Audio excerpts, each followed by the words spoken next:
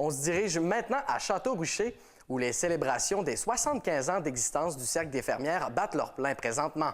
Pour l'occasion, aux Trois Couvents présente actuellement une exposition temporaire qui rappelle les grands événements qui ont marqué la très riche histoire du Cercle des fermières. Voici d'ailleurs mon reportage à ce sujet.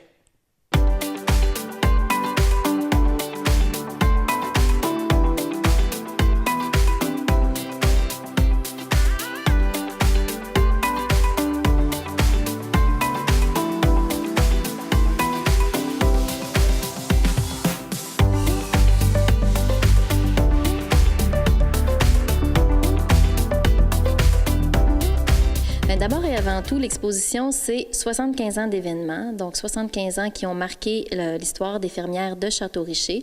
L'exposition prend forme un peu comme une ligne de temps et on met de l'avant certains événements, certaines dates importantes. Et ce que vous retrouvez comme pièce illustre l'esprit de la date, et non pas l'événement en particulier, mais l'esprit de ce qui se faisait à cette époque-là. Madame Simard, pouvez-vous me parler d'une pièce qu'on voit ici? Quelle est la technique qui a été utilisée pour la réaliser?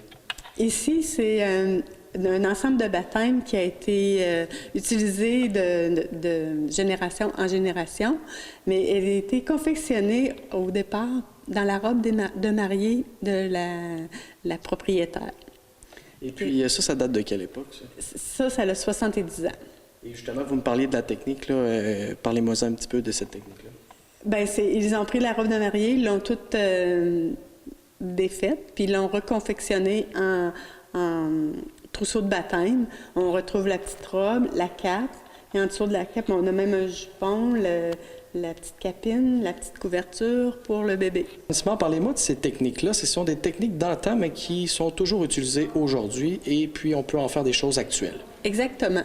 On retrouve ici un tapis tissé. C'est le modèle du tapis indien.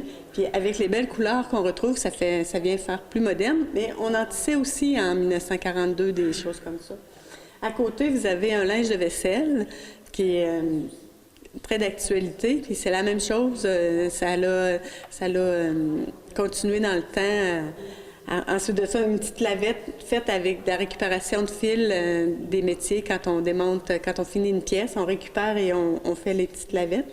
Un beau napperon aussi de dentelle suédoise, qui est une technique de tissage qui a aussi été faite à plusieurs époques. Ici, on a des belles petites lingettes faites tricotées qu'on retrouve un peu partout là, dans toutes nos maisons. Ici, pour les jeunes bébés, c'est des couches réutilisables qui ont été confectionnées par une fermière.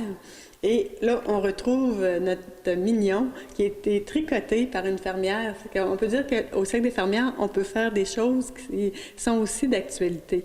Puis des choses qui servent au quotidien aussi. Des choses qui servent au quotidien, exactement. Les linges de vaisselle, tout le monde utilise ça. Madame Simard, parlez-moi de cette pièce-là. Cette pièce-là a beaucoup d'histoire, je crois. Oui, ce métier-là, c'est un métier que le Cercle des fermières a eu d'une famille de Château-Richer, la famille Jalbert. Et Madame Jalbert était la première présidente du Cercle des fermières en 1942. Ils ont fait un don de ce métier-là. Et vous pouvez voir qu'aujourd'hui, 75 ans après, on peut encore tisser avec ce métier-là.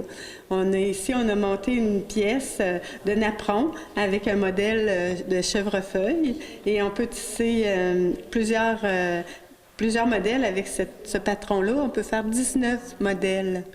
On peut dire qu'il a bien vieilli avec le temps, ce métier? Il a très bien vieilli. Bien, la preuve, c'est qu'on peut tisser encore aujourd'hui. Tous les morceaux sont là et on réussit à faire de très belles pièces avec.